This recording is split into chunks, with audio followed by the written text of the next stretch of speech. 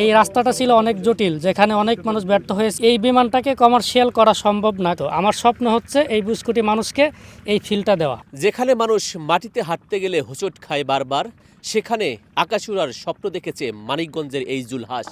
কৃষকের ছেলে হয়ে আকাশে উড়বে হেসেছে অনেকেই, কিন্তু তার এই স্বপ্নকে বাস্তবায়ন করে দেখিয়েছেন তিনি। কিভাবে তিনি একটি প্লেন বানিয়ে সারা বাংলাদেশে ইতিহাস তৈরি করে দিলেন, সেই কথাই আজকে শুনবো তার কাছ থেকে। তার স্বপ্ন জয়ের গল্প আজকে তুলে ধরবো আপনাদের মাঝে। কেমন আছেন জুলহাস ভাই? জি, আলহামদুলিল্লাহ ভালো। আসলে আমি যখন ছোট ছিলাম তখন আমি হাঁটতে গিয়ে হোঁচট খেয়ে পড়ে যেতাম, কিন্তু এক সময় আল্লাহর রহমতে আমি হাঁটতে শিখেছি। তো সেরকমভাবে আমি এই বিমান বানানোটাও শিখেছি ওই হোঁচট খেতে খেতেই। আমি সর্বপ্রথম আমার শখ হয় আমি রিমোট কন্ট্রোল প্লেন বানাবো, আকাশে উড়াবো।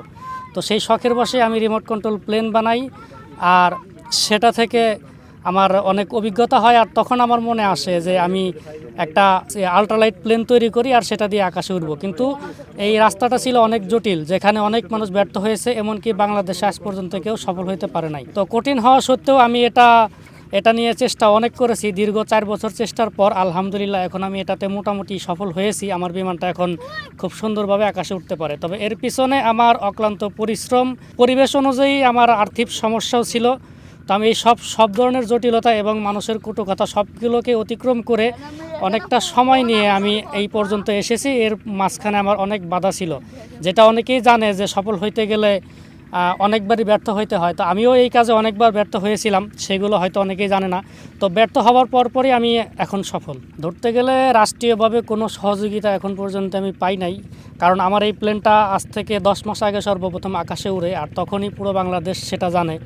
তো এর মধ্যে আমি যদি কোনো রাষ্ট্রীয় সুযোগ সুবিধা পাইতাম তাহলে এখনও আমার এই প্লেনটাই উড়াইতে হইতো না, আমার অন্য একটা তৈরি হয়ে যেত বা কয়েকটা তৈরি হয়ে যেত।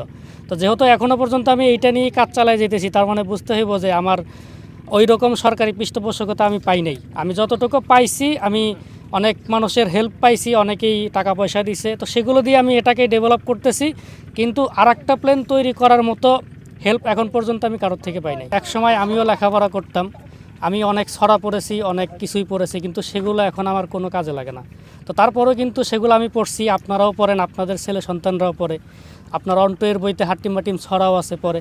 এগুলো কোনো কাজে লাগে না, তারপরে এগুলো মানুষ কেন পড়ে? আসলে এগুলো পড়লে যে জ্ঞানটা হবে, সেই জ্ঞানটা মানুষের কাজে লাগবে। তো আমি যে কাজটা এখন করতেছি, এটা থেকে শুধু জ্ঞান অর্জন হবে আর কিচ্ছু না। আমার জ্ঞান অর্জনটা হয়ে গেলে তখন মানুষ দেখবে যে এটা কি কাজে লাগে না না লাগে। আসলে আমার স্বপ্ন বলতে শুধু আমার একার স্বপ্ন না, আমার স্বপ্ন হচ্ছে ২০ কোটি বাঙালি স্বপ্ন। কারণ একটা বিমানে উঠলে যেই পরিমাণে মজা লাগে, এটা যে উঠতে পারে সে জানে। কমার্শিয়াল বিমানের হিসাবটা আলাদা, সেখানে একটা ঘরে বন্দি থাকে, বোঝার কোনো উপায় নাই। তো এইখানে খোলামেলা পরিবেশে বিমানে উঠে আকাশে ঘুরলে যে কতটা মজা লাগে, এইটা যারা উড়ে তারা জানে। তো এই মজা থেকে পুরো ২০ কোটি মানুষ বঞ্চিত। আমার স্বপ্ন হচ্ছে এই ২০ কোটি মানুষকে এই ফিলটা দেওয়া। এই বিমানটাকে কমার্শিয়াল করা সম্ভব না, কারণ এইটাতে সস্তা ম্যাটেরিয়াল দিয়ে তৈরি করা।